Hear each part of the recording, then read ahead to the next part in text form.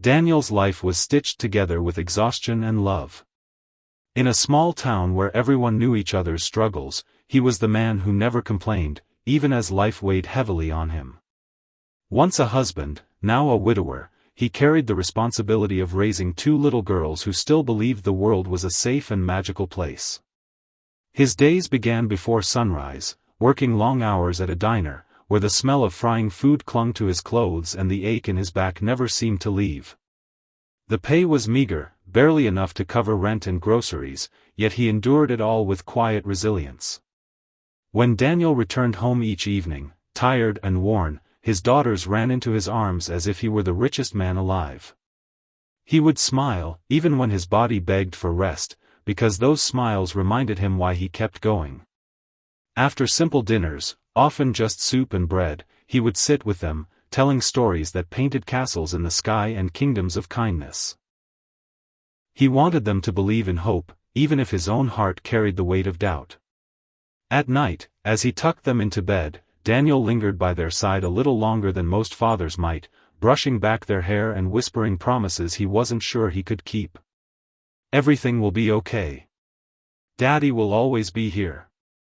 They drifted off with peace in their small hearts, unaware of the silent storm inside him, the fear of not being enough, the loneliness that crept into the quiet after they fell asleep. Yet every morning, he rose again, because to him, love meant carrying the burden and never letting his daughters see how heavy it truly was. The evening air was cool, and Daniel had just finished wiping down the last table when he noticed a woman in a tailored coat standing by her car, frustration etched across her face. Without hesitation, he set down his rag and walked outside.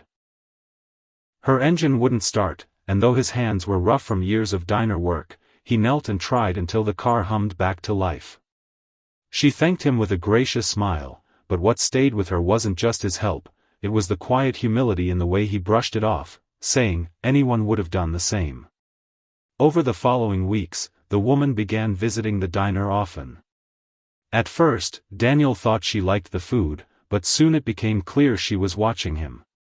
She noticed how he never let an elderly man leave without a warm meal, how he crouched to his daughter's eye level when they ran in after school, how his smile softened the harshness of his long days. His kindness wasn't showy, it was steady, woven into his very being.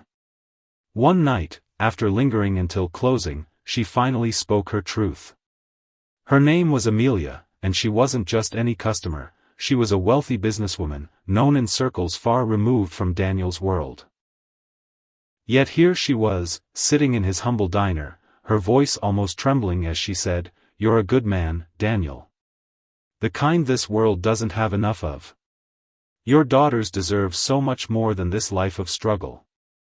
Marry me, and I'll help you raise them. I can give them everything they need." Her words hung in the air, bold and unexpected, a bridge between two lives that seemed destined never to cross. And for the first time, Daniel's heart faltered. For a long moment, Daniel said nothing. The hum of the diner's neon sign outside was the only sound between them. Amelia's words still lingered in the air, heavy with promise, almost too generous to refuse. Anyone else in town would have jumped at the chance: security, comfort, a future without worry.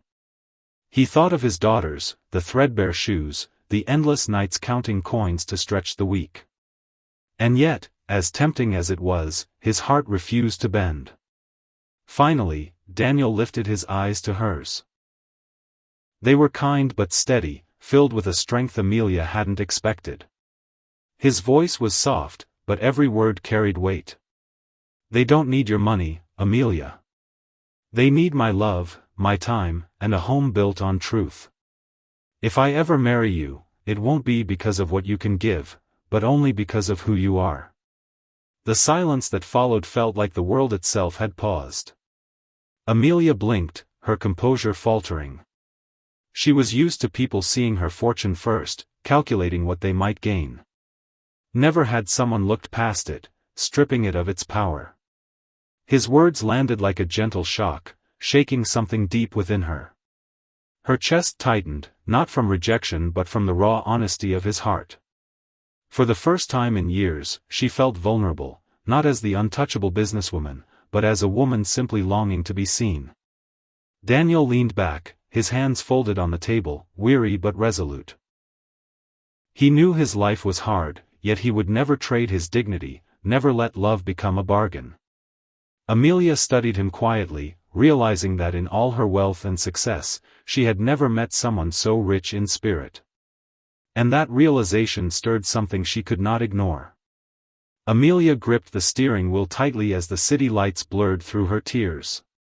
The road stretched ahead, but her mind was caught in the diner, replaying Daniel's words again and again.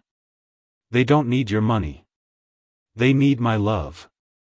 She had walked into his world believing she was offering salvation, yet he had shown her a truth that shook her to her core. For years, Amelia had lived behind the shield of her fortune. People respected her, admired her, even feared her in business, but deep down, she knew they didn't truly see her. She had convinced herself that her wealth was her worth, that giving money was the only way to be needed. Her life was filled with luxuries, but her nights were hollow, her house quiet, her heart restless. She thought Daniel would accept her offer eagerly, grateful even. Instead, he had refused, not with cruelty, but with love so pure it stripped her illusions away. She pulled over by the side of the road, unable to stop the sob that escaped her chest. For the first time in years, Amelia felt small, human, fragile.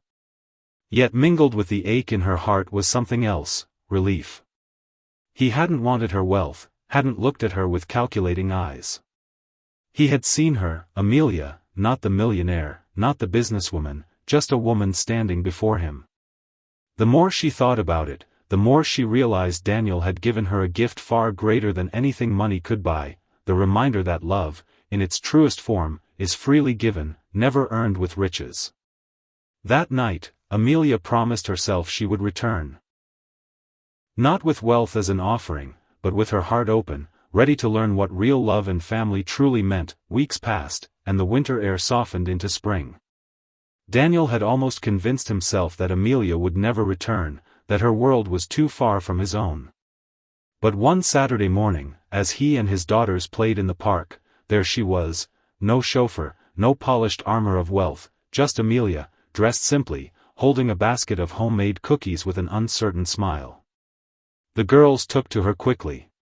She knelt to their level, listening to their chatter as if every word mattered, and for the first time in a long while, their laughter rang louder than the creak of Daniel's tired heart. Amelia began coming often, reading bedtime stories in voices that made the girls giggle, helping with homework, joining them for Sunday walks. In Daniel's cramped kitchen, she rolled dough with flour on her cheeks, laughing when the girls covered her in more. Wealth had no place here, only warmth. Slowly, something shifted. Daniel found himself looking forward to her visits, not because she brought help, but because she brought joy. Amelia, too, discovered a life richer than all her luxuries, quiet dinners where love was the main course, nights of shared stories, mornings where coffee was sipped not in solitude but in togetherness. Their love grew naturally, without bargains or conditions. When Daniel finally asked her to be his wife, it wasn't beneath the shadow of wealth, but under the light of choice. Their wedding was simple. No grand halls, just family, friends, and two little girls smiling brighter than the sun. And as Amelia slipped her hand into Daniel's, she realized she had found the one thing money could never buy, a home built on love, laughter, and the unshakable bond of family. At its heart, this story is not about wealth or struggle, but about the unshakable power of love and truth. Daniel, a man with little to his name, showed that real richness lies in the devotion we give to those we love. Amelia, a woman who once believed her fortune defined her worth, discovered that what she longed for most was never something money could buy, it was to be seen, accepted, and loved for who she truly was. Together, they built a life not on bargains or conditions, but on kindness, trust, and choice. Their journey reminds us all that the greatest treasures in life are found not in riches, but in the simple, everyday moments of love, laughter, and family. In a world that often measures value by what we own, this story leaves us with a timeless truth: the most powerful wealth we can ever hold is the love we freely give and the home we create in each other's hearts.